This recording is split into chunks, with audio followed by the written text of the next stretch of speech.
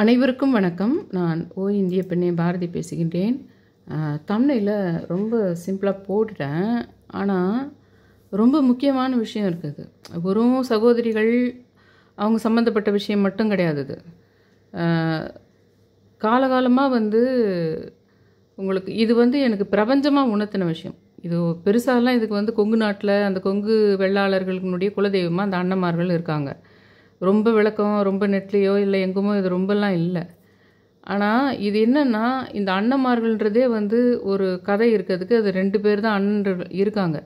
ஆனால் எனக்கு இது எப்படி உணர்த்தப்பட்டதுன்னா அந்த பொன்னியம்மன் கோயிலுக்கு என்னை போவிக்குது. எங்கள் அம்மா ஊரினுடைய குலதெய்வமாகவும் கிராம தெய்வமாகவும் அவங்களே கும்பிட்றாங்க.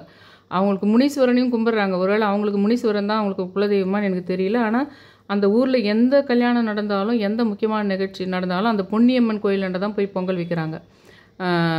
ஊரில் குழந்தை பிறக்கிறதா இருந்தாலும் சரி, கல்யாணம் பண்ணுறதா இருந்தாலும் சரி, வீடு கட்டுறதா இருந்தாலும் சரி, அந்த பொன்னியம்மன் குளத்துக்கு பக்கத்தில் இருக்குது.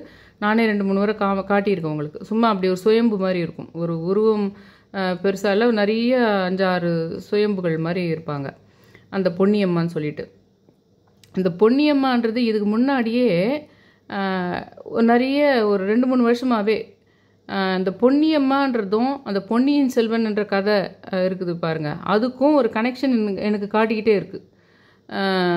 அது என்னன்னு புரியாமல் இருந்தது. பொன்னியின் செல்வன் சினிமா கரெக்டாக பொன்னியின் செல்வன் சினிமா வரத்துக்கு முன்னாடி 1 வருஷத்துக்கு முன்னாடி இதே புரட்டாசி மாதம் நாளைக்கு புரட்டாசி மாதம் பிறக்குது. உண்மையிலேயே இப்போ நான் உங்ககிட்ட பேசிகிட்டு இருக்கேன் இல்லைங்களா, நாளைக்கு புரட்டாசி மாதம் பிறக்குது.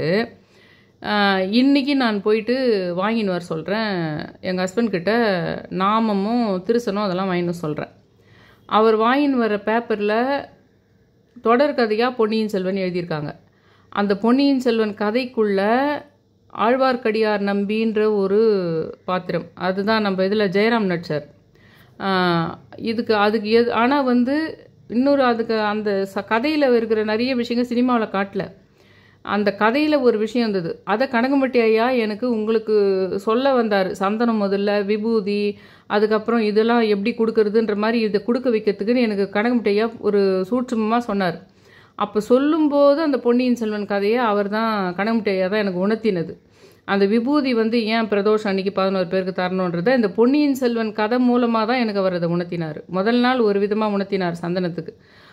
ஆனால் அந்த பொன்னியின் செல்வன் கதையை நான் டவுன்லோட் பண்ணி வச்சுக்கிட்டனோ தவிர இந்த கனகம்பட்டி ஐயா எனக்கு இந்த சந்தன விஷயத்தை கனவுல சொல்கிற விஷயம் அன்றைக்கி 3வது நாள் தான் அந்த டவுன்லோட் பண்ணி வச்சு தான் படிக்கிறேன். அதுக்கு முன்னாடி 1 வருஷத்துக்கு முன்னாடி நடந்த விஷயம் இந்த மாதிரி புரட்டாசி மாதம் நாளைக்கு 1ஆம் தேதி தொடங்குதுன்னா, இன்றைக்கி கூட நாளைக்கு 1ஆம் தேதி பிறகுது புரட்டாசி மாதம். அதுக்கும் சொல்ல போகிறேன் இந்த வீடியோவில் நம்ம யாரெல்லாம் கூப்பிடணுன்ற விஷயத்த. இது பிரபஞ்சமாக தான் இது எனக்கு உணர்த்துதுன்னு எனக்கு நல்லா புரியுது. அப்போவும் அவர்கிட்ட போயிட்டு நாமமும் திருசனமும் வாங்கிட்டு வாங்கன்னு சொல்லுவேன். சொன்னப்போ அவர் ஒரு பேப்பரில் மடித்து கொடுத்துருக்காங்க நாமத்தையும் திருசனத்தையும். அந்த நாமத்துக்கு எடுத்துகிட்டு பார்க்குறப்போ பொன்னியின் செல்வன் போட்டிருந்தது. அது கதை உங்களுக்கு தொடர்கதையாக வரும் போல், ஏதோ ஒரு தொடர்கதை புக்கு அது. அதில் 2 பேப்பர் கிழிச்சு கொடுத்துருக்காங்க. அதில் இன்னும் எதனா நம்ம நாமெல்லாம் எடுத்து சொல்லியிருக்கோம். இதில் ஏதாவது பெருமாள் சம்மந்தமாகவோ கண்ணன் சம்மந்தமாகவோ எதனா இந்த கதையில் இருக்குதா பார்க்கலான்னு படிக்கலான்னு படிச்சுட்டு வரேன். அந்த 2 பேஜில் அந்த பல்லக்கில் தூக்கின்னு போகிற மாதிரி இருக்கும். அந்த குந்தவையோ இல்லை வேறு யாரோ ஒருத்தரையோ பல்லக்கில் தூக்கிட்டு போகிற மாதிரி இருப்பாங்க. அப்போ அந்த படம் வரைஞ்சிருப்பாங்க. அது கீழே திருமலை திருமலை அப்படின்ற ஒரு வார்த்தை வந்திருக்கும். சரி, நம்ம புரட்டாசி மாதம் இதை நம்ம வாங்கின்னு சொன்னோம், திருமலை திருமலை இந்த வார்த்தை வருது அப்படின்னு படிச்சுட்டு ஆழ்வார்க்கடியார் நம்பின்னு வரும்.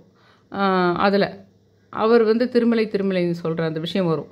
அப்போ அந்த பேப்பரை அப்படியே பத்திரமா வச்சுக்கிட்டேன். இது நம்மளுக்கு கரெக்டாக அந்த நாமத்து கூட இது வருது, ஒரு முக்கியமாக இருக்குதுன்னு வச்சுன்னு ஏதோ ஒரு காரணத்துக்கு பிரபஞ்சம் நம்மளை பொன்னியின் செல்வன் நம்ம கதை படிக்கணும் ஃபுல்லாக. அப்போ தான் இது என்ன விஷயம்னே தெரியும். கரெக்டாக புரட்டாசி மாதத்தில் இது நாமத்து கூட இந்த பொன்னியின் செல்வன் வருது, இந்த கதையை நம்ம படிக்கணும்னு பிரபஞ்சம் சொல்லுதுன்னு முடிவு பண்ணிக்கிட்டேன். ஆனால் அதை மட்டும் என்ன பண்ணிட்டேன், அந்த பேப்பரை பூஜை ரூமில் வச்சுட்டு பொன்னியின் செல்வன் கதை பிடிஎஃப்பில் நெட்டில் டவுன்லோட் பண்ணி வச்சுக்கிட்டேன். ஆனால் படிக்கலை. 1 வருஷம் கழித்து கனகம்பட்டி ஐயா இந்த சந்தனத்தை கொடுக்குற விஷயத்தை கனவுல கொண்டு வந்த பின்னாடி 3வது நாள் பிரதோஷம் வருது. அன்றைக்கி அந்த பிரதோஷ இது நான் படிக்கிற மாதிரி வருது. அப்போ அந்த பொன்னியின் செல்வனில் என்ன வருதுன்னா, அந்த சோழர்கள் காலத்தில் அந்த இவங்க காலத்தில் அந்த இதெல்லாம் தஞ்சை பிரகதீஸ்வரர் கோயில் அங்கெல்லாம் இருக்குது பார்த்தீங்களா, அந்த உடையாரெலாம் எழுதினார் இல்லைங்களா இவர் பாலகுமாரன் அவர்கள். அந்த பீரியடில் இவர் பொன்னியின் செல்வன் எழுதும்போது அந்த கதை எழுத்தாளர்களுக்கு அவங்களுக்கு அந்த பீரியடில் நடந்த விஷயங்கள் தெரிஞ்சிருக்கும்.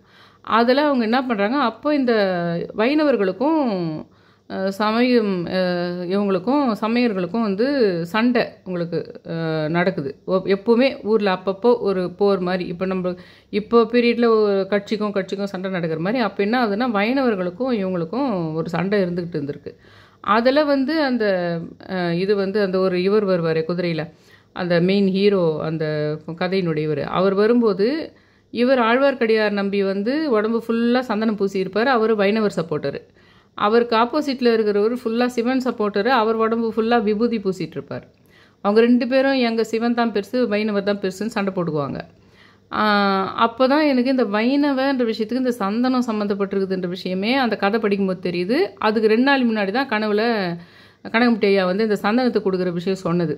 மறுநாள் அதே மாதிரி சந்தனத்தை கொடுத்தா அற்புதமான விஷயம் நடக்குதுன்னு புரிஞ்சு போய் பண்ணலான்னு பவானியம்மன் கோயிலில் நான் போகும்போது 300 முறை வேணால் அந்த சந்தனத்தை கொடுத்தோம்னா இன்னும் கொஞ்சம் அந்த விஷயம் ஸ்ட்ராங் ஆகுமோ அப்படின்னு நினச்சி நான் அந்த அம்மனை பார்க்கும்போது அங்கே நின்று இந்த 2 பெண்மணிகள் அவங்களுக்குள்ளே பேசிக்கிறாங்க என் காதில் விழுற மாதிரி. இந்த முறை நீ மஞ்சளை கொண்டு வான்னு அந்த அம்மா சம்மந்தம் இல்லாத இன்னொரு அம்மா கிட்ட சொல்கிறாங்க.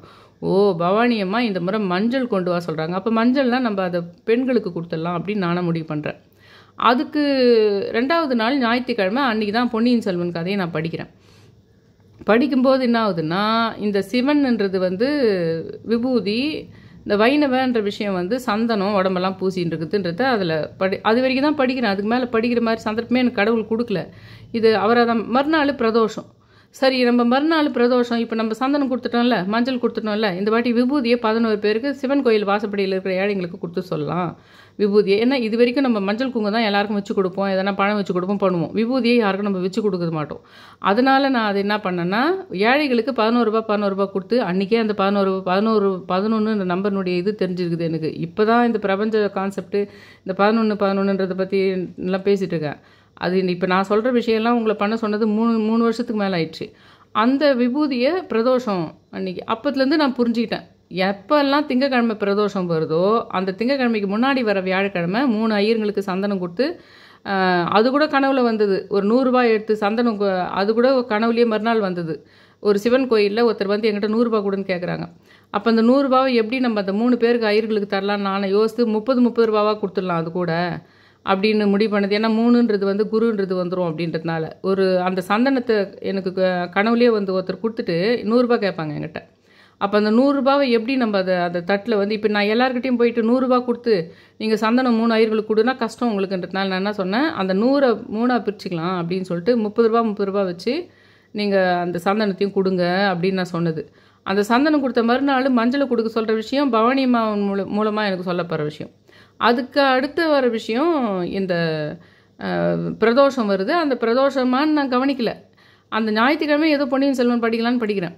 அப்போ அது படிக்கும்போது அந்த விபூதியினுடைய விஷயம் வருது. அப்போ சந்தனம் ஆல்ரெடி நம்ம முடிச்சிட்டோம், அப்போ மஞ்சளும் முடிச்சிட்டோம். அப்போ விபூதிக்காக தான் இந்த கதை நம்மளால் கனகம்பட்டி படிக்க வைக்கிறாரு அப்படின்னு புரிஞ்சுக்கிட்டு மறுநாள் பிரதோஷம் இருக்குது. அந்த நேரத்தில் 11 பேருக்கு நீங்கள் விபூதி வச்சு கொடுத்துருங்க, 11 ரூபாவும் அதில் வச்சு கொடுத்துருங்க. அது தானம் மாதிரி ஆகிடும், சிவன் கோயில் இதில் கொடுக்குற மாதிரி ஆகிடும். விபூதியை போய் நம்ம யாருக்கானா எல்லாருக்கும் எடுத்து போய் கொடுத்தோம்னா மஞ்சள் குங்குமம் கொடுக்குற மாதிரி சில பேர் எடுத்துக்க மாட்டாங்கன்றதுனால ஏழைங்களுக்கு அது சிவன் கோயில் வாசப்படில் அத்தனை பேர் இல்லைனா கூட கொஞ்சம் சிவன் கோயில் வாசப்படில் இருக்க ஏழை கொடுத்துட்டு மிச்சத்தை வேற எங்கன்னா போய் கொடுத்துருங்கன்னு சொன்னேன். அது நான் ஒரு 5-6 செட்டு பண்ணியிருப்பேன்.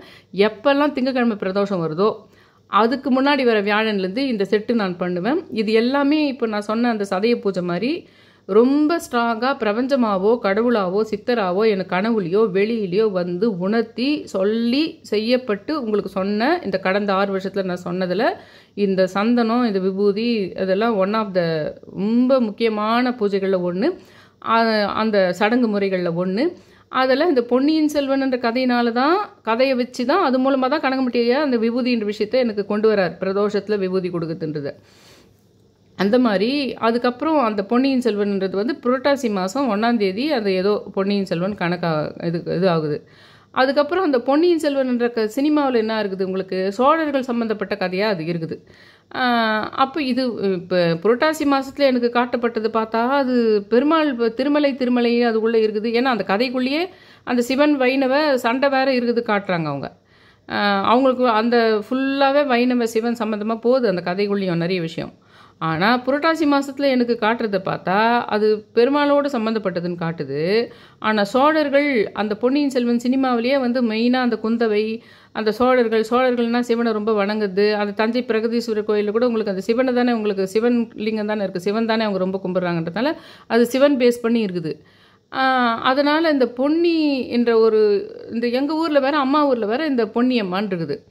அப்போ நிறைய கனெக்ஷனுங்களை அப்பத்துலேருந்தே எனக்கு காட்டிக்கிட்டே இருக்குது. இந்த பொன்னியின் செல்வன்றதுக்கும் நம்ம அம்மா ஊரில் இந்த பொன்னியம்மா இருக்கிறதுக்கும் இந்த பொன்னியின் செல்வன் நம்மளுக்கு அந்த கதையை படிக்க வைக்கிறதுக்கும் அந்த வாசப்படி தொடங்கும் போது அந்த கதை நம்மளுக்கு வந்ததுக்கும் ஏதோ ஒரு சம்மந்தங்குது. ஆனால் இவங்களுக்கு சோழர்களோட சம்மந்தம் இருக்குது. இது வரைக்கும் நான் கண்டுபிடிச்சி வச்சுருந்தது அதுக்காக. அதுக்கப்புறம் இந்த சினிமா பார்க்கும்போது இன்னொரு விஷயம் என்னென்னா, அந்த குந்தவையினுடைய வாழ்க்கையில் முக்கியமாக அவங்க கல்யாணமே கடைசி வரைக்கும் பண்ணிக்கலன்ற மாதிரி இருக்குது. அவங்கள ஒருத்தர் விரும்பினாங்க, அவங்கள கூட அவங்க பண்ணிக்கிற எந்த மாதிரி உங்களுக்கு அந்த கல்யாணம் முடிஞ்சுதா அதை பற்றி தெரியல. அவங்க போயிட்டு அதுக்கப்புறம் வேறு ஏதோ ஒரு இடத்துல போய் அவங்க தனியாகவே தான் கடைசி வரைக்கும் வாழ்ந்தாங்கன்ற மாதிரி பின்னாடி நிறைய பேர் அது ஏதோ எழுதி வச்சுருக்காங்க. ஆனால் அவங்க ஃபுல் அண்ட் ஃபுல் அவங்க வாழ்க்கையே அவங்க கூட பிறந்த அண்ணன் தம்பிங்களுக்காக தான். ஆனால் 2 பேருமே தம்பின்னு நினைக்கிறேன். அவங்களுடைய அந்த உடன் பிறந்த சகோதரருக்காகவே அவங்க வந்து அவங்க வாழ்க்கையை அர்ப்பணிச்சுக்கிட்டாங்க. அந்த குந்தவைன்னு சொல்லலாம். அந்த கதையினுடைய பேர் பொன்னியின் செல்வன். அங்கே ஏதோ ஒரு காரணம் அந்த பொன்னின்றது கனெக்ட் ஆகுது. இந்த குலதெய்வங்க பேருங்க ஏதோ ஒரு கனெக்ஷன் இருந்துகிட்டே இருக்கும் பாருங்கள். அந்த மாதிரி என்னுடைய கணக்குப்படி, எனக்கு புரிதல் படி, நான் எப்பவுமே பிரபஞ்சம் சொல்லுவேன். இது நான் சொல்கிறேன். இந்த விஷயம் எங்குமே நெட்லேயோ இல்லை எங்கே புராண கதையிலையோ எங்குமே இல்லை. எனக்கு ஒன்று உணர்த்தும் சொல்லுவோம் பார்த்தீங்களா, அந்த மாதிரி உணர்த்தப்படுற ஒரு விஷயந்தான் இந்த மாதிரி வாசப்படி தொற்றா வந்தது. பொன்னியின் செல்வன் இருக்குது, எங்கள் அம்மா ஊரில் இருக்குது, இதெல்லாம் வந்தது. இப்போ நேற்று நான் வந்து அந்த பொன்னியம்மன் கோயிலுக்கு இப்போ தான் ரீசெண்டாக போயிட்டு வரேன் எங்கள் அம்மா ஊரில். இப்போ இந்த கல்யாணத்துக்கு என்ன பொன்னியம்மன் வென்யூ சோழன் வருது பாருங்கள். சோழங்கநல்லூரில் இருக்கிற பொன்னியம்மன் கோயிலில் தான் அந்த கல்யாணம்னு சொல்லவே அதுக்காகவே நான் போகிறேன் அந்த கல்யாணத்துக்கு. அங்கே போனால் இந்த அன்னமார்கள்ன்ற விஷயம் இருக்குது. எனக்கு சொல்லணும்னு உணர்த்துது பிரபஞ்சம் வந்து அந்த பொன்னியின் செல்வன், அந்த குந்தவை அவங்க பிரதர்ஸ்க்காக தான் அவங்க வாழ்க்கையை ஃபுல்லாக அவங்க அரசாங்கத்தில் ஒரு பெரிய மகாராணி மாதிரி இருந்து பண்ணவங்க அப்படின்ற விஷயத்தை எனக்கு உணர்த்தத்தோடு அந்த அன்னமார்கள் கனெக்ஷனை எனக்கு கொண்டு வந்து என் மூளை யோசிக்க வைக்கிறதுக்கு அந்த பொன்னியம்மா என்னை யோசிக்க வைக்கிறாங்கன்னு புரியுது எனக்கு இப்போது ரீசெண்டாக. அது ஒரு 3 வருஷத்துக்கு முன்னாடி கண்டுபிடிச்ச விஷயம் அது. அந்த சந்தனம் விபூதி இந்த மாதிரி ஏதோ ஒரு கனெக்ஷன் இருக்குது. சோழர்கள் பொன்னியம்மான்றது பொன்னியின் செல்வன் சினிமா அதெல்லாம் வேறு. இப்போ புதுசாக உணர்த்துது என்னன்னா, அந்த கோயிலுக்கு என்ன சோழங்கநல்லூரில் இருக்கிற பொன்னியம்மன் கோயிலுக்கு என்ன போக வச்சுது, அந்த இடத்துல அன்னமார்கள்ன்ற இதுவை பார்க்க வச்சுது. சரி, என்ன அன்னமார்கள்னு சொல்லிட்டு பார்த்தா பெருசாக ஆனால் 7 இருக்குது. ஆனால் அந்த அன்னமார்கள் கதை 2 தான். அன்னமார்கள் சுவாமி கதை வந்து கொங்கு நாட்டில் காலகாலமாக மக்கள்கிட்ட இருக்கின்ற ஒரு செல்வாக்கு பெற்று இருக்கின்ற அந்த பக்கம் எல்லாமே. இது 2-3 வியூவர் கூட சொல்லிட்டாங்க. அது சவுத் சைடில் நிறைய இருக்குது, ஆனால் 7 தான் இருக்குது அன்னமார்கள்னு போட்டிருக்குது. அங்கெல்லாம் அந்த சைடை பார்த்துக்கிறேன்னு சொல்கிறாங்க. இது கொங்கு வெள்ளாளர்களுடைய குலதெய்வமாக தான் இருக்கிறாங்க. இதில் புகழ்மிக்க இந்த பாடலில் அன்னமார் கதைன்னு சொல்லிட்டு இது பொதுவாக வந்து இந்த வில்லுப்பாட்டு அந்த மாதிரி இதில் தான் அந்த கதையில் தான் சொல்கிறாங்களே தவிர இதை வந்து குன்னடையான் கதையின்னும் அதுக்கு ஒரு பேர் இருக்குது. கொங்கு நாட்டில் மண்ணின் மைந்தர்கள் கொங்கு வெள்ளாள கவுண்டர்களுடைய வரலாறு கொங்கு மண்டல வரலாற்றோடு சேர்ந்து இணைஞ்ச மாதிரி ஒரு விஷயமா இருக்குது. காடு கொன்று நாடாக்கி குளம் தொட்டு அந்த காடுகளெல்லாம் அழித்து நாடாக மாற்றி குளத்தை வெட்டி வளத்தை பெருக்கி கோயிலெல்லாம் கட்டி பல இடங்களில் குடியேறி எங்கேயும் பறந்து இருக்கிறாங்க இந்த கொங்கு வெள்ளாள சமுதாயத்தினர். அவங்களுடைய குலதெய்வமாக தான் இந்த அண்ணன்மார்கள் இருக்கிறாங்க. பழங்காலத்தில் விசயஸ்கந்தபுரத்தை தலைநகராக வச்சுருந்தவங்க கொங்கு தேசத்து கவுண்டர்கள் வந்து ஆண்டதா கொங்கு தேச கொங்கு தேச ராஜாக்கள்ன்ற நூலில் இது இருக்குது. விஜயநகர அரசுக்கு முன்னாடி இது இருந்திருக்குது. இந்த விஜயநகர அரசு வம்சம் தமிழகத்துக்கு வந்த பின்னாடி அவங்க என்ன பண்ணியிருக்காங்க, அதை எல்லாம் அந்த எல்லா விஷயத்தையும் தமிழ்நாடு முழுக்கவே குறுநிலங்களாக அவங்களே இதை பிரித்து கொங்கு நாடு இது அதுன்னு சொல்லிட்டு அவங்க தான் அதை பிரித்து என்ன பண்ணியிருக்காங்க, பல குறுநில பகுதிகளாக கவுண்டர்களையும் குறுநில தலைவர்களாக அவங்களே அதை மாற்றியிருக்காங்க அப்படின்ற விஷயம் இருக்குது. இந்த கொங்கு வெள்ளாள கவுண்டர்கள் வந்து கொங்கு மண்ணில் சாமியாக கும்பிட்ற அந்த அண்ணன்மார்கள் அப்படின்ற யார் அவங்கன்னு கேட்டால், இது வந்து குந்தவை கதை ஒரு பக்கம் என் மைண்டில் இருக்குது. இந்த விஷயம் இப்போ நான் தேடி பார்க்கல. அந்த பொன்னியம்மன் கோயிலில் போயிட்டு அண்ணன்மார்கள் பார்த்ததுனால எனக்கு அந்த அண்ணன்மார்கள் யார்தான்னு பார்த்தா அந்த அண்ணன் ஒருத்தர் பெரிய அண்ணன் சின்ன அண்ணன். அந்த அண்ணன் பேர் பொன்னர், சின்ன அண்ணன் பேர் சங்கர். சரி, சங்கர்னா நம்மளுக்கு சிவன் சங்கர் தோற்றம் அது நினச்சிக்கலாம். ஆனால் அந்த அண்ணன் பேர் பொன்னர், சின்ன அண்ணன் பேர் சங்கர். இந்த அண்ணன்மார்களுக்கும் இந்த பொன்னியம்மான்றதுக்கும் எது சம்பந்தங்குது? தமிழ்நாட்டில் எங்கே பொன்னியம்மா கோயில் நீங்கள் பார்த்தாலும் அவங்களோட அண்ணன்மார்கள் ஏதோ வகையில் சம்மந்தப்பட்டிருக்காங்க. அதனால தான் அந்த கோயிலில் அண்ணன்மார்கள்ன்றதை வச்சுருக்காங்க. நேற்று நான் அதுதான் நான் கட் பண்ணி போட்டிருக்குது தம்ப்நெயில்ல. நேற்று நான் அதை காமிச்சிருந்தேன் பாருங்கள் ஃபுல்லாகவே கோயிலில். அந்த சின்ன பொன்னர்ன்றது அண்ணன் பேர், சின்ன அண்ணன் சங்கர்ன்றது அண்ணன் தம்பியினுடைய சரித்திரத்தை சொல்கின்ற வீரப்பாடல்கள் தான் இருக்குது. இது பொன்னர் சங்கர் கதை இவங்களுடைய தங்கையின் பார்வையிலிருந்தே தங்கைகளை நன்கு கவனித்து கொண்ட அந்த தங்கை. இன்னொரு வியூவர் பெருசாக போட்டிருந்தாங்க, அது எங்கன்னு அந்த கமெண்ட் எங்கன்னு போய் பார்க்கணும். அவங்க கூட பிறந்த தங்கை மட்டும் இல்லாமல் அந்த பல ஊருங்களுக்கு எல்லா பெண்களையுமே சகோதரியாக அவங்க பாவிச்சு எல்லாருமே காப்பாற்றினாங்க அப்படின்னு ஒரு வியூவர் போட்டிருந்தாங்க. சின்ன அண்ணன் பெரிய அண்ணன் கதைன்னு சொல்லிட்டு அடையாளப்படுத்துகிறாங்க. பொன்னர் சங்கர் சகோதரர்கள் எவ்வாறு தங்கள் நெல்லி வளநாட்டை அமைத்தார்கள், வேட்டுவ கவுண்டர்கள் தலைவனுடைய சூழ்ச்சிக்கு எதிராக எப்படி தாக்கு பிடிச்சாங்க, தங்கள் நாட்டை காக்கிறதுக்கு எப்படியெல்லாம் போராடினாங்க, அதுதான் இந்த அண்ணன் சாமிமார்கள் கதைன்றது. இது வரைக்கும் தான் ரொம்ப டீட்டெயிலாக தேடினாலும் நெட்டில் இருக்கிற ஒரு விஷயமா இருக்குது. ஆனால் எனக்கு புரிகிற ஒரு விஷயம் என்னன்னா, இந்த பொன்னியின் செல்வன் கதையில் இருக்கிற இந்த பொன்னின்ற கதையில் வர பொன்னியின் செல்வன் கதையில் வருகின்ற இந்த குந்தவை அவங்க கூட பிறந்த சகோதரர்கள் எல்லாமே இன்னொரு ஜென்மத்தில் 1,00,000 வருஷம் பொறுத்தோ இல்லை 10,000 வருஷம் பொறுத்தோ இல்லை 3,000 வருஷம் பொறுத்தோ அவங்க பிறந்து அதில் குந்தவையினுடைய இடத்துல அவங்க சகோதரிகள் இருந்து அண்ணன்மார்கள் இடத்துல அவங்க இவங்க பொன்னர் சங்கர் இருந்திருக்கணும் அப்படின்னு என் மைண்டில் ஒரு எண்ணம் இருக்குது. அது நான் சொல்கிறது தான், அது எங்கேயும் சொல்லலை, எனக்கு உணர்த்தப்படுற ஒரு விஷயம் அதுன்னு சொல்லலாம். அதாவது இந்த சமூகத்தினர் அண்ணன்மார்கள் என்போர் சிவ் அறம் அப்படின்றவங்க சொல்லியிருக்காங்க, சிவ் அறம்ன்றவங்க சொல்லியிருக்காங்க. அண்ணன்மார் என்போர் அண்ணன் பாசத்தையும் தங்களின் கிராமத்தின் கண்ணியத்தையும் உயிரோடு தாங்கியவர்கள். அவர்கள் சகோதரி சமூகத்தின் தூய்மையை உருவாக்க விளங்குகின்றார்கள். தம் உயிரை ஈந்ததன் மூலம் அவர்கள் ஒரே பெண்ணின் பாதுகாவலர்களாக மட்டும் இல்லாமல் அந்த நிலத்தில் வாழும் அனைத்து பெண்களின் நித்திய காவலர்களாக ஆனார்கள் அப்படின்னு சொல்லிட்டு இதை விட பெருசாக இருந்தது நேற்று பார்க்கும்போது கமெண்ட்டு. அதை அப்படியே நம்ம வச்சுட்டு இருந்தோம்னா உங்களுக்கு அப்படியே படித்து காட்டலான்னு பார்த்தேன். ஆனால் இப்போ பார்த்தா அதில் அவங்க போட்ட மொத்த கமெண்ட்டையும் அவங்களாவே எடிட் பண்ணி டெலீட் பண்ணிட்டாங்களா தெரில. அவங்க பெருசாக இது கூட இன்னும் பெரிய ஹிஸ்ட்ரியாக போட்டிருந்தாங்க. அவங்க அக்கௌண்ட் சிவ் அறம் 1958 என்ற அக்கௌண்ட்லேருந்து போட்டிருந்தாங்க நேற்று. இப்போ நான் இந்த வீடியோ சொல்லும்போது அதை ஃபுல்லாகவே படிக்கலான்னு நினச்சிருந்தேன். ஆனால் அவங்க கொஞ்சம் அவங்களாவே எடிட் பண்ணிட்டாங்களா என்ன தெரியல. இப்போ பார்த்தா ஃபுல்லாக காணும், இல்லை யூடியூப் அல்காரிதமே 4 லைனுக்கு மேலே இருக்காத மாதிரி அதை இது பண்ணிச்சா தெரில. அந்த மாதிரி அவங்க இந்த விஷயத்த சொல்லியிருக்காங்க. அந்த ஒரு சகோதரிக்கு மட்டும் எல்லாமே அந்த மண்ணில் இருக்கிற எல்லா பெண்களுக்குமே நித்திய காவலர்களாக ஆனாங்க அப்படின்னு. அவங்கள தான் நம்ம எப்படி குலதெய்வம்லாம் அந்த ஊரையே குலதெய்வமே அப்படி தானே அந்த ஊரையே காப்பாற்றுவாங்கன்னு. ஆனால் இந்த அண்ணன்மார்களோட முக்கியத்துவம்னா அந்த ஊரில் இருக்கிற பெண்கள் எல்லாரையுமே ஒரு சகோதரி மாதிரி இது பண்ணி காப்பாற்றிருக்காங்க அப்படின்றது. இப்போ நிறைய நம்ம மணப்பாக்கம் கன்னிமானா அது ஒரு குறிப்பிட்ட ஆளுங்களுக்கு தான் அவங்க குலதெய்வமாக இருக்கும்.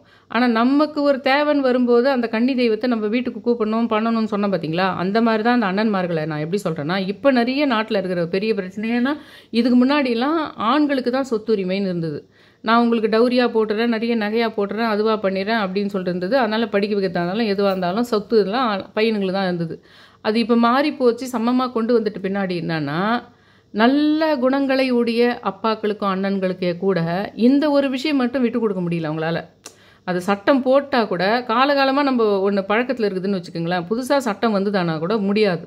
அந்த மாதிரி இது உங்களுக்கு தான் கணவன் வீட்டில் நிறைய சொத்து இருக்குதே, அதனால் நீ எனக்கு இது விட்டு கொடுத்துறேன், நான் கொஞ்சோண்டு உனக்கு அதுக்கு காசு கொடுத்துறேன், கையெழுத்து போட்டு இது நீயே வேணான்னு விட்டு கொடுத்துறேன்.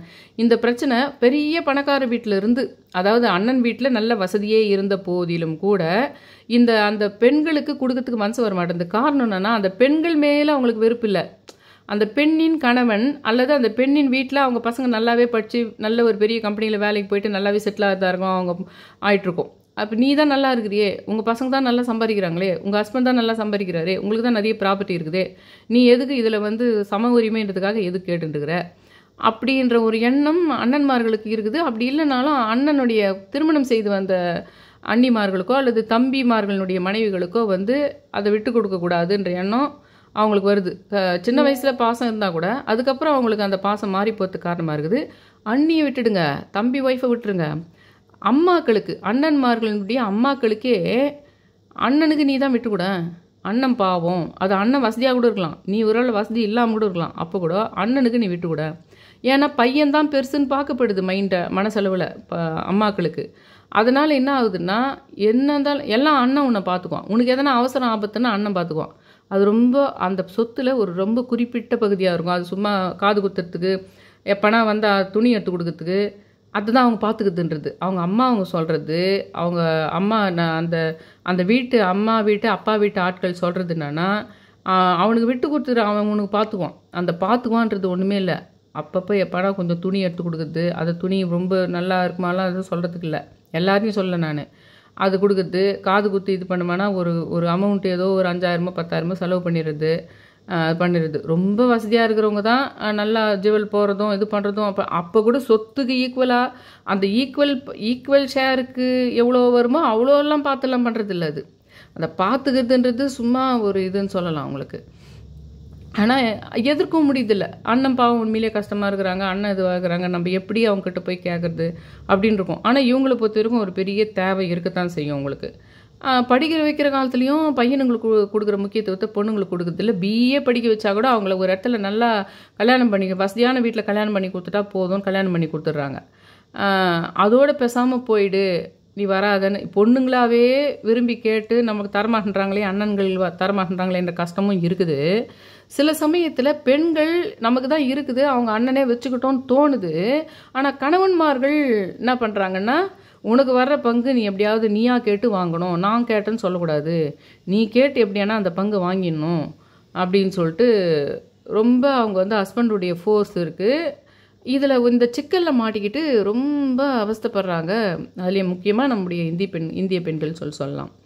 அதனால் என்ன சொல்கிறேன்னா, எனக்கு இப்போ புதுசாக கிடைச்ச அந்த சமிஞ்ஞை, அது அந்த பொன்னியம்மா கோயில் சோழங்கநல்லூருக்கு என்னை போக வச்சுது. அந்த அண்ணன்மார்கள்ன்றவங்கள எப்படி வந்து திடீர்னு ஆவணி மூல சித்தர்னு ஒருத்தரை எனக்கு காட்டுற மாதிரி, கனகம்பட்டி பழனிசாமி ஐயான்னு எனக்கு காட்டுற மாதிரி புதுசாக ஒரு வந்து இவங்களுக்கு இந்த சக்தி இருக்குது, நாட்டில் இந்த பிரச்சனை இருக்குது, இவங்க இதுக்கு இதை கும்பிடணும், உன்னி அந்த சிங்க் ஆகுது பிரபஞ்சம் யூனிவர்ஸ்ன்னு திரும்ப திரும்ப என்ன பேசுது பிரபஞ்சம்னு பார்த்துக்கிட்டே இருக்கிறதுனால நீ இதை அண்டர்ஸ்டாண்ட் பண்ணுவ அப்படின்னு பிரபஞ்சம் சமிஞ்ஞைகளை கொடுத்துக்கிட்டே இருக்கு எனக்கு.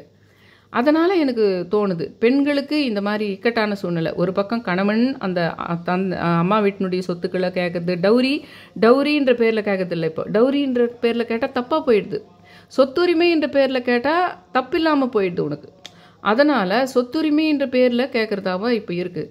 ஒரு பக்கம் கணவன்கள்கிட்ட மாட்டிக்கிட்டு அவஸ்தைப்படுறாங்க, இன்னொரு பக்கம் தனக்கே அது வேணும்னு தோணுது, ஆனால் தைரியமாக அண்ணன்கிட்ட கேட்க முடியல. அம்மா பார்ஷாலிட்டி பார்க்குறாங்க. அம்மா வந்து பையனுக்கு தான் ரொம்ப முக்கியத்துவம் கொடுக்குறாங்க.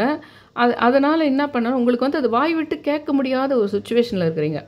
அப்போ நீங்கள் இந்த அண்ணன்மார்களை நீங்கள் மனசுலேயே நினச்சி கும்பிடுங்க. சும்மா இதெல்லாம் வந்து அண்ணன்மார்கள் அப்படின்னு சொல்லிட்டு சொன்னாலே, இப்போ இந்த கடவுள் தான் நான் போட்டிருக்கிறேன் தமிழில் இந்த 7 இருக்குது, இந்த கதையெல்லாம் சொன்னேன் பாருங்களா, பொன்னர் சங்கர் இதெல்லாம் சொன்னேன் இல்லைங்களா. இது வந்து உங்களுக்கு பொன்னர் சங்கர்னு சொல்லிட்டு கூட நீங்கள் பொன்னர் சங்கர் அண்ணன்மார்கள் அப்படின்னு சொல்லி நீங்கள் கும்பிடலாம். சும்மாவே பேப்பரில் ஒரு நோட்டில் அண்ணன்மார்கள்னு எழுதி வச்சுக்கலாம். அதுக்கு நீங்கள் வாய் விட்டு அந்த பேரை சொல்லும்போதே அது கனெக்ட் ஆகிடும். அது இந்த பூமியினுடைய அந்த பக்கம் அமெரிக்காவில் கூட இருக்கட்டும், அது ஒரு சாமியா சிலையா. ஆனால் நீங்கள் மனம்ன்றது ஆகாயம், பஞ்சபூத சக்தியில் மனம்ன்றது ஆகாயம். நீங்கள் மனசில் நினைக்கும் பொழுதே அது இங்கேருந்து அவ்வளோ தூரத்துக்கு கனெக்ட் ஆகிடுது. அது எத்தனை மைல் தூரத்தில் இருக்கும் போதும் அந்த மாதிரி நீங்கள் அந்த பெயரை சொல்லி பர்டிகுலராக இந்த மாதிரி விஷயத்துக்கு நீங்கள் கேட்டினா இதில் உங்களுக்கு ஒரு சுமூகமான இது வர்றதுக்கு வாய்ப்பு இருக்குதுன்றதும் எனக்கு ஒன்று புரிஞ்சுது. அதே மாதிரி இந்த அந்த குந்தவை உடன் பிறந்தவங்க பொன்னியின் செல்வனில் வந்தவங்க, இவங்க அதுக்கு அடுத்த தலைமுறையில் இவங்களுடைய ஆத்மாக்கள் தான் இந்த பொன்னர் சங்கர். அவங்க அந்த ஊரையே, அந்த ஊரில் இருக்கிற மொத்த சகோதரிகளே காப்பாற்றின விஷயம் அவங்களுடைய ஆத்மாக்களாக தான் இந்த அண்ணன்மார்கள், அந்த சகோதரி, அந்த ஊரில் இருக்கிற எல்லா சகோதரியும் காப்பாற்றின விஷயத்துக்கும் அந்த பொன்னியின் செல்வனில் வர அந்த குந்தவை அவங்க கூட பிறந்த சகோதரர்களுடைய ஆத்மாக்கள் தான் அதுக்கப்புறம் பிற்காலத்தில் இந்த பொன்னர் சங்கர் இதுவாக வந்திருக்கணும் அப்படின்னு எனக்கு ஒரு சமிஞ்ஞை கிடைக்குது. அது இல்லாமல் நீங்கள் நாளைக்கு புரட்டாசி மாதம் வாசப்படி தொடச்சி வர வைக்கிறதுக்கு நீங்கள் பெருமாள், திருப்பதி பெருமாள், மெயினாக திருப்பதி பெருமாள் கூப்பிடுங்க. அதுக்கப்புறம் இப்போதைக்கு நம்ம அந்த அண்ணமார்கள், அப்புறம் பொன்னியம்மா. பொன்னியம்மாவுக்கும் இவங்களுக்கும் ஒரு கனெக்ஷன் இருக்குது. இந்த அண்ணமார்களுக்கும் பொன்னியம்மாவுக்கும் ஒரு கனெக்ஷன் இருக்குது. அதே மாதிரி இந்த பொன்னியம்மாவுக்கும் அந்த குந்தவை நாச்சியாருக்கும் கூட ஒரு கனெக்ஷன் இருக்குது அப்படின்றது. இது வரைக்கும் நீங்கள் அந்த பொன்னியம்மாவை பொன்னியம்மா கோயில் அங்கங்கே இருக்குது தமிழ்நாட்டில். பொன்னியம்மாவை கூப்பிடுங்க, அண்ணமார்களை கூப்பிடுங்க, அதுக்கப்புறம் பெருமாள், திருப்பதி பெருமாளை கூப்பிடுங்க. அதுக்கப்புறம் நம்ம எப்பவுமே சித்தர்கள் நீங்கள் என்ன திருப்பதி பெருமாள் கொங்கண சித்தர்னா கூப்பிடலாம், இல்லைன்னா உங்களுக்கு இப்போ நம்ம என்ன சித்தரை வணங்கிட்டு இருக்கோமோ அவங்க கூப்பிடலாம். மெயினாக ஆவணி மூல சித்தர். ஏன்னா ஆவணி மூல சித்தருனுடைய உண்மையிலே போட்டிருக்குது. அவங்க இப்போ வர நவராத்திரியில் வர மூல நட்சத்திரத்தில் ஆரம்பித்து அந்த சரஸ்வதி சிலையை பிடிச்சி அவிட்டத்தில் விடணும் தான் சொல்லியிருந்தது. அது நானாக உங்களுக்கு சொன்னது, அது வேணுன்ட்டே மறைக்கப்பட்ட விஷயம். அது ஆவணி மாதத்தில் செஞ்சு பார்க்கணுன்றதுக்காக அப்போ பண்ணோம். அவங்க சொல்லியிருக்கிற மாடல்லையும் பண்ண போகிறோம் இப்போ நம்ம அந்த நவராத்திரி சமயத்தில். அதுக்கு முன்னாடி நவராத்திரினே ஒன்று இல்லாமல் தான் இருந்திருக்குது. அதுக்கு நவராத்திரிக்கு முன்னாடி அதுதான் இருந்திருக்குது. இந்த ஆவணி மாதத்தில் நம்ம பிள்ளையார் பிடிச்சி தண்ணியில் ஒரு விஷயம் சரஸ்வதியாக இருந்திருக்குது. ஆனால் அது மூல நட்சத்திரத்தில் பிடிச்சி இதில் அவிட்டத்தில் விடுற மாதிரி இருந்திருக்குது. ஆனால் அந்த மூலத்துலேருந்து அவிட்டம் நான் சரஸ்வதி வீட்டில் வச்சிருந்த நேரம் நான் இன்னும் அந்த சிலை பண்ண பாருங்க, ஆவணி மூல சித்தர் அவர் இன்னும் அப்படி தான் வச்சுட்டுருக்கேன். இங்கே டெஸ்க்டாப்லேயே வச்சுருந்தேன். இப்போ நான் போயிட்டு அந்த 6 நாள் ஆவணி மூலத்துலேருந்து சரஸ்வதி அம்மா பண்ணத்துலேருந்து பக்கத்தில் எடுத்து போய் வச்சு பூஜை ரூமில் தான் வச்சு பூஜை பண்ணேன். ஆவணி மூல சித்தர் மட்டும் அப்படி தான் வச்சுட்டுருக்கேன். அந்த களிமண் மட்டும் தண்ணி இன்னும் கொஞ்சம் இருக்குது, களிமண் அதை தண்ணி தொளிச்சு வச்சுட்டுருக்கிறேன் மாடியில். அதில் போய் மறுபடியும் சரஸ்வதி சிலையை இப்போ புரட்டாசி மாதத்தில் வர மூல நட்சத்திரத்தில் அது பண்ண போகிறோம். நீங்களும் பண்ணணும். அதனால் வாசப்படி தொடச்சி கூப்பிடும்போதே ஆவணி மூல சித்தரும் சரஸ்வதியும், அதுக்கப்புறம் அண்ணமார்கள், பொன்னியம்மா, திருப்பதி பெருமாள், அதுக்கப்புறம் இவங்க குலதெய்வம், நம்ம குலதெய்வம் தான் ஃபஸ்ட் எப்பவுமே கூப்பிடுவோம், அது கூப்பிடலாம். இது எல்லாமே நீங்கள் என்ன பண்ணிடுறீங்க, இந்த வாசப்படி தொடச்சி நாளைக்கு கூப்பிட்றீங்க.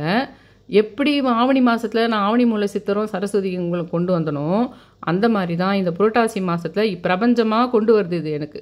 அதுலேயும் எப்படி கொண்டு வருது தெரியுங்களா? நாளைக்கு ஆவணி பிறக்க போகுதுன்னா அதுக்கு முன்னாடி நாள் தான் அந்த ஆவணி மூல சித்தரை கொண்டு வந்தது.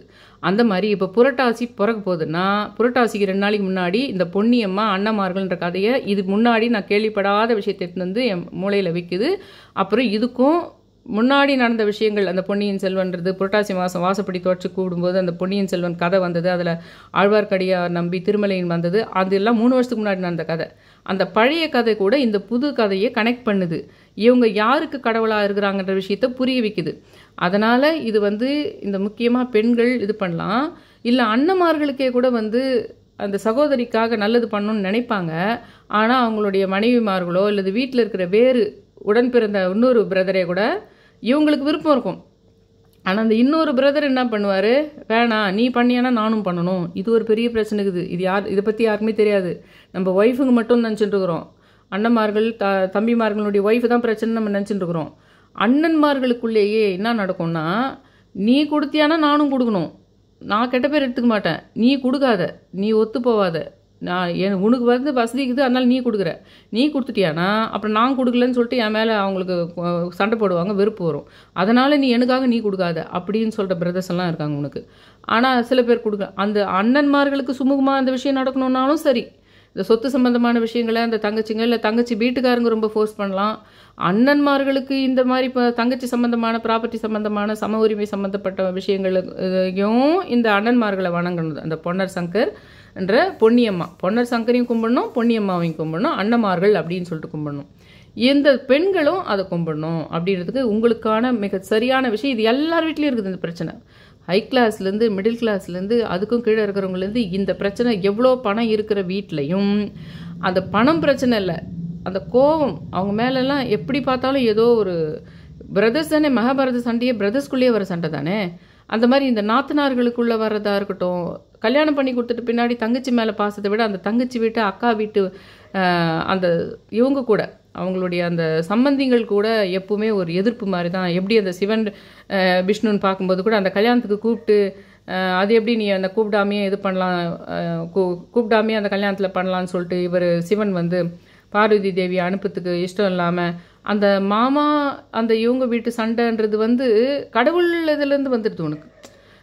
அந்த சில விஷயங்கள் நம்ம மனித வாழ்க்கையில் நடக்கிற சண்டைங்க கடவுளுக்குள்ளே நடந்திருக்கும். அங்கே வானோலகத்தில் இந்த தேவர்களுக்குள்ளே நடந்திருக்கும் உங்களுக்கு. அதெல்லாம் ஃபிக்ஸ்டு உங்களுக்கு. அது எல்லாருக்கும் வரும். அது அவங்களுக்கெல்லாம் இல்லை, கடவுளுக்கே வந்திருக்கும். அது மாமன் மச்ச சண்டை, இந்த மாதிரி சண்டைங்கள்லாம் வந்து கடவுள்களுக்கே வந்திருக்கும், தேவர்களுக்கே வந்திருக்கும் உங்களுக்கு. அப்போ அந்த மாதிரி விஷயங்களில் மாட்டிக்கிட்டு அதுக்காக செத்தே போகிறவங்களாங்கிறாங்க நிறைய பேர். அது ஒரு பயங்கர பிரச்சனைன்னு சொல்லிட்டு மாட்டிக்கிட்டு அதனால் வாழ்க்கையில் பெரிய போராட்டமாக இருப்பாங்க. சம்பாதிக்க தெரியும், வாழ்க்கையில் நல்ல பேர் எடுக்க தெரியும், வாழ்க்கையில் சொத்து சேர்க்க தெரியும், ஆனால் இந்த சிக்கல்களுக்குள்ளேயே பின்னி பிணைஞ்சிருப்பாங்க. இப்போ அப்படிப்பட்ட இந்த பிரதர்ஸ்களே இருப்பாங்க, ஆனால் சிஸ்டர்ஸ் கூட ஒரு கருத்து வேறுபாடு இருக்கும். சிஸ்டர்ஸுங்க இருப்பாங்க, அவங்க அம்மா வீட்டு கூட கருத்து வேறு இருப்பாங்க. சிஸ்டர்ஸுங்களுடைய ஹஸ்பண்டு அவங்க வந்து அவங்க கூட மச்சாமாரும் கூட அந்த இவருக்கும் சிவனுக்கும் அந்த இதுக்கும் வந்தது பாருங்கள், அந்த கல்யாணத்துக்கு அந்த அம்மாவை அனுப்ப மாட்டான்றது அது ஒரு பிரச்சனை, அந்த மாதிரி இருக்கும். அதனால் உங்களுக்கு இந்த அண்ணன்மார்கள் என்றது புதுசாக அந்த பொன்னியம்மான்றவங்களையும் அண்ணன்மார்கள்ன்றது வணங்கத்தோடலாம் வாசப்படி தொடச்சி கூப்பிட்றதுக்கும் கூப்பிட்டுக்குங்க. நாளைக்கு புரட்டாசி மாதன்றதுக்கு சொல்லிக்கிறேன்.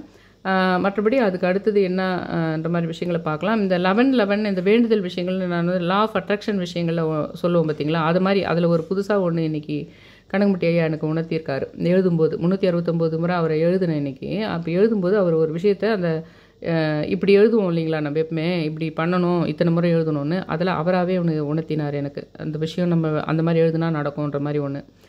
அதை வந்து அதுக்கு அடுத்த வீடியோவில் போடுறேன். என்னோடய சேனலை தயவு செஞ்சு சப்ஸ்கிரைப் பண்ணி ஷேர் பண்ணி லைக் பட்டனை ப்ரெஸ் பண்ணுங்கன்னு ரொம்ப ரிக்வெஸ்ட் பண்ணி கேட்டுக்கிறேன். Thank you all.